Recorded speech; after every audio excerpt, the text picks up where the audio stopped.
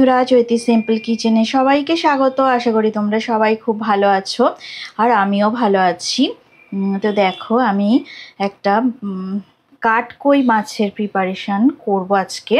তোমাদেরকে আজকে লাঞ্চের এই রেসিপিটা শেয়ার করব তোমাদের সাথে। তো কাটকই মাছগুলো আমি ধুয়ে পরিষ্কার করে কেটে নিয়ে আমি সাজিয়ে নিয়ে চলে এসেছি। তো আজকে এই রেসিপিটাই তোমাদের সাথে শেয়ার করব। ভিডিওটা স্কিপ না করে প্রথম থেকে শেষ পর্যন্ত দেখার অনুরোধ রইল। মাছগুলো ধুয়ে পরিষ্কার করে কেটে রাখা আছে। এর মধ্যে আমি নুন আর পরিমাণ মতো হলুদ গুঁড়ো আমি দিয়ে দেব।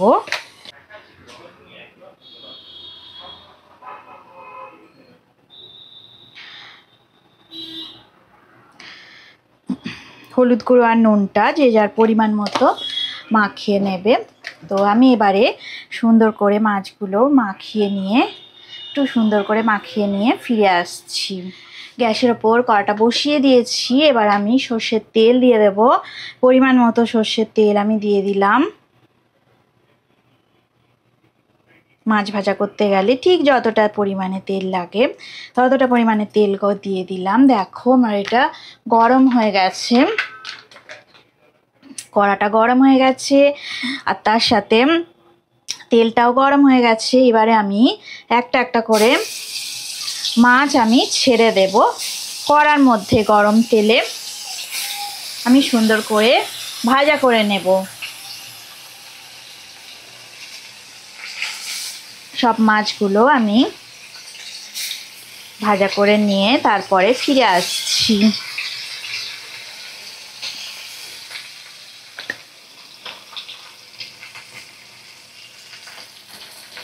আর একটু সামান্য পরিমাণে তেল আমি কড়াতে দিয়ে দিলাম।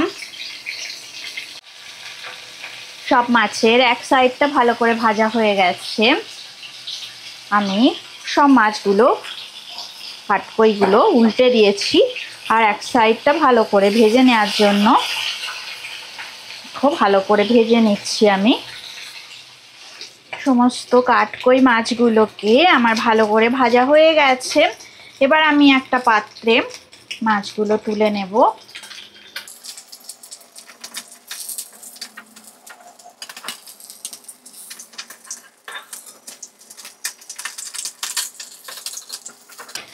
এবার ওই একই কড়ার তেলে ওই তেলের মধ্যে আমি একটু সামান্য পরিমাণে কালো জিরে দিয়ে দেব। হাফ চামচ কালো জিরে দিয়ে দিলাম। তেলটা বেশ ভালোই গরম হয়ে গেছে। এবার দেখো, আমি বেগুন দিয়ে দেবো।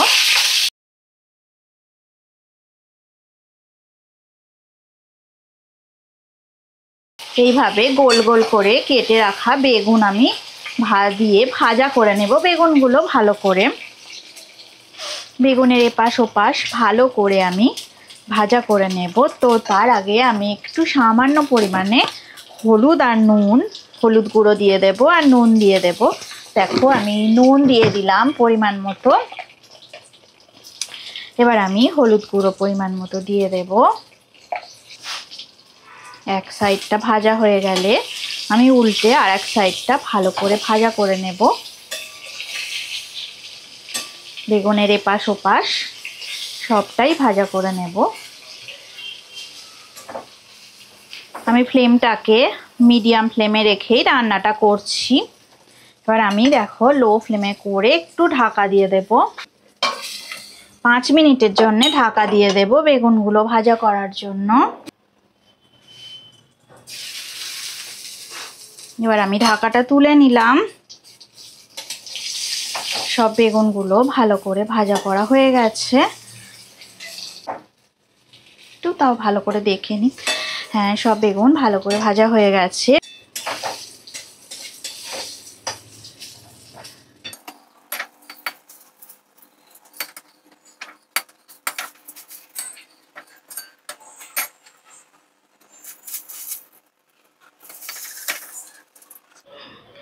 ভাজা বেগুন একটা পাত্রে আমি তুলে রাখলাম। এবারে আরেকটু সামান্য আমি তেল দিয়ে দেবো। আমি 1 চামচের মতো তেল দিয়ে দিলাম কড়াতে। তো গরম হয়ে গেছে দেখো তেলটা। এবার আমি স্লাইস করা কিছু পেঁয়াজ দিয়ে দেব। তো আমি একটা মিডিয়াম সাইজের পেঁয়াজ নিয়েছিলাম। তো পেঁয়াজটাকে আমি ভালো করে ভাজা করে নেব, কিছুক্ষণ ঢাকা দিয়ে একটু ভাজা ভাজা করে নেব আমি।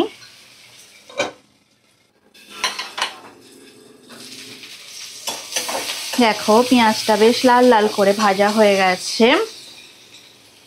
একটু হলুদ গুঁড়ো দিয়ে দিলাম, সামান্য পরিমাণে একটু নুন দিয়ে দিলাম। তো এটা গ্রেভি হবে, ওই জন্য আমি একটু নুন হলুদের পরিমাণটা একটু বেশি দিলাম। এবার আমি দেখো কাঁচা লঙ্কা কুচো আর টমেটো কুচি এর মধ্যে দিয়ে দেব।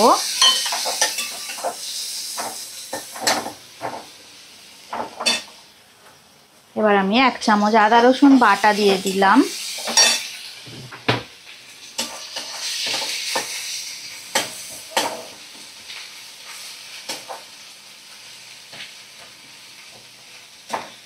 এবার মশলাটা কষা হয়ে গেছে, এবার দেব আমি পরিমাণ মতো জল। দেখো 1/2 কাপ জল দিলাম।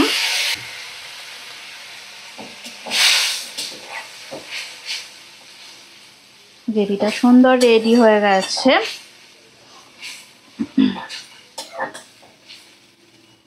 এবার আমি 2 মিনিটের জন্য মিডিয়াম ফ্লেমে রেখে ঢাকা দিয়ে কিছুক্ষণ পেঁয়াজ সিদ্ধ হতে দেব, টমেটো আর পেঁয়াজ।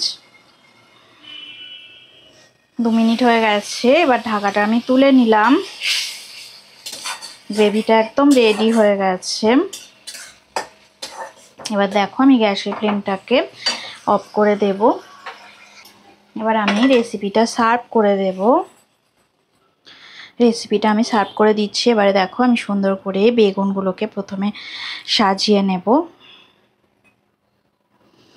আমি সাজিয়ে নিই, তারপরে ফিরে আসছি তোমাদের সঙ্গে। রেসিপিটা আমি সার্ভ করে তারপরে ফিরে আসছি। দেখো রেসিপিটা আমার গ্রেভিটা এবার রেডি হয়ে গেছে। এবার উপর থেকে আমি গ্রেভি দিয়ে দিলাম সুন্দর করে। এই রেসিপিটা অবশ্যই তোমরা বাড়িতে ট্রাই করবে, এটা দারুণ সুস্বাদু হয়, এর টেস্ট দারুণ হয় এটা খেতে। তোমরা বাড়িতে বানাবে আর গরম ভাতের সাথে এটা দারুণ লাগে, দারুণ জমে যাবে গরম ভাতে। অসাধারণ দুর্দান্ত স্বাদের এই রেসিপিটা, কাঠকইয়ের রেসিপিটা নিশ্চয়ই তোমরা এইভাবে কোনোদিন ট্রাই করোনি। তো যদি কোনোদিন এইভাবে ট্রাই করে থাকো অবশ্যই আমাকে তোমরা কমেন্ট করে জানাবে। আর যদি কেউ এইভাবে ট্রাই না করে থাকো তাহলে অবশ্যই এটা একবার অন্তত তোমরা ট্রাই করবে। রেসিপিটা দারুণ খেতে হয়। তো আমি সুন্দর করে দেখো উপর থেকে আমি একটু ধনেপাতা উপর থেকে ছড়িয়ে দিলাম, একটু সুন্দর করে গার্নিশিং করে দিলাম। দেখো গরম ভাতের সাথে দুর্দান্ত স্বাদের এই সুন্দর রেসিপি পুরো রেডি হয়ে গেল। গরম ভাতে দারুণ জমে যাবে।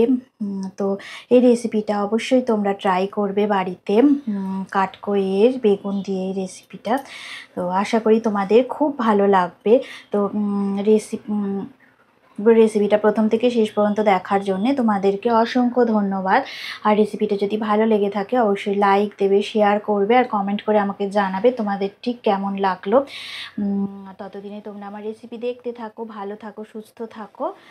আর আজকের মতো টাটা। অন্য কোনো দিন অন্য কোনো রেসিপি নিয়ে তোমাদের সঙ্গে আবার আমার দেখা। আজকের মতো টাটা।